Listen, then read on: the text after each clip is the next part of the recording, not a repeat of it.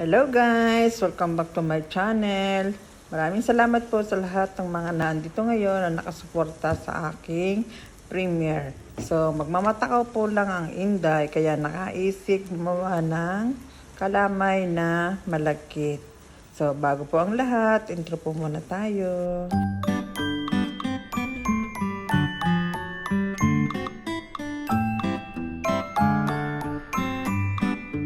Ito na po yung sangkap na gagamitin natin. Bali, tatlo lang po yung gagamitin natin. Meron tayong glutinous rice, meron tayong gata, at meron din tayong brown sugar. So, ayan, ilagay na natin ang ating gata. Bali, isa lang ang ginamit ko kasi 1/4 lang yung glutinous rice. Pero wala pa po yung apoy. Atin munang atin mo tutunawin yung glutinous rice sa gata. Yan, lalagay na natin. Atin ang tutunawin muna bago natin buksan ang apoy. So, pwede din naman yung lutuin na yung gata. Tapos, pero yung glutinous rice, gagawin nyo munang yung palitaw. Nyo munang lulutuin. Tapos, lulutuin niyo yung gata. Tapos, saka nyo ihuhulog yung, yung palitaw. Pwede nyo gawin din ganun. Kasi iba-iba din naman ang way ng pagluluto. So, tinaray ko lamang yan. Yung, tinunaw ko muna yung glutinous rice sa gata. Tapos, nilagay ko na yung asukal. O yan, lagay na natin ang asukal. Atin ang pagsasamahin. Para mamaya, lulutuin na lamang. So, konti lang naman ang niluto ko. 1/4 na malagkit, glutinous rice, isang gata, at saka wala pang 1/2 kilo ang nasa 300 grams lang yung asukal. Kasi nga, ako lang naman ang kakain. Konti lang po yan pag naluto.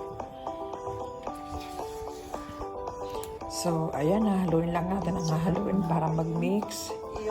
Tapos yan, buksan na natin ang apoy. So, yung aming apoy ay di palito kasi inasira yan. Kaya ginagamitan ko na yan ng posporo. So, naubusan ng apoy yung aking lighter. Kaya ayan na ang ginamit ko, posporo. Tapos siya, hahaluin lang natin ang hahaluin hanggang sa siya ay maluto.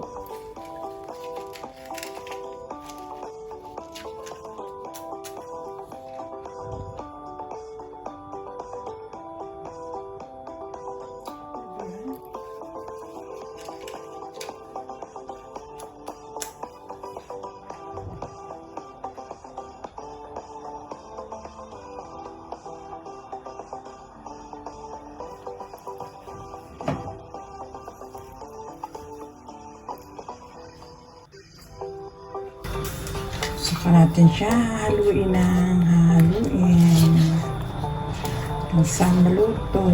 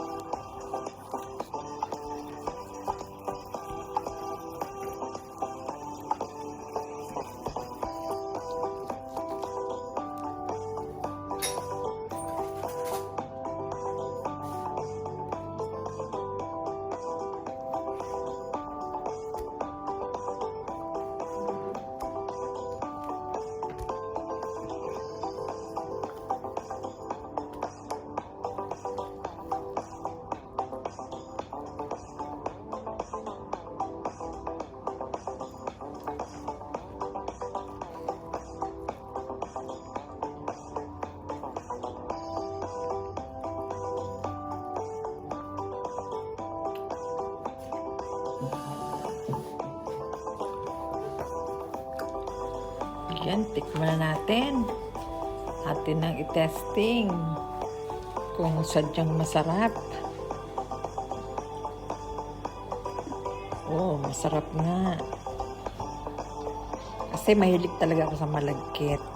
Mahilig talaga ako sa mga sweet food. So, kung nagustuhan niyo ang aking video, paki-subscribe, paki-like, and comment po sa baba. So, hanggang dito na lang po. Salamat po sa inyong panonood. Salamat po sa inyong suporta. Thank you for watching. Bye-bye po sa inyong lahat. Bye-bye.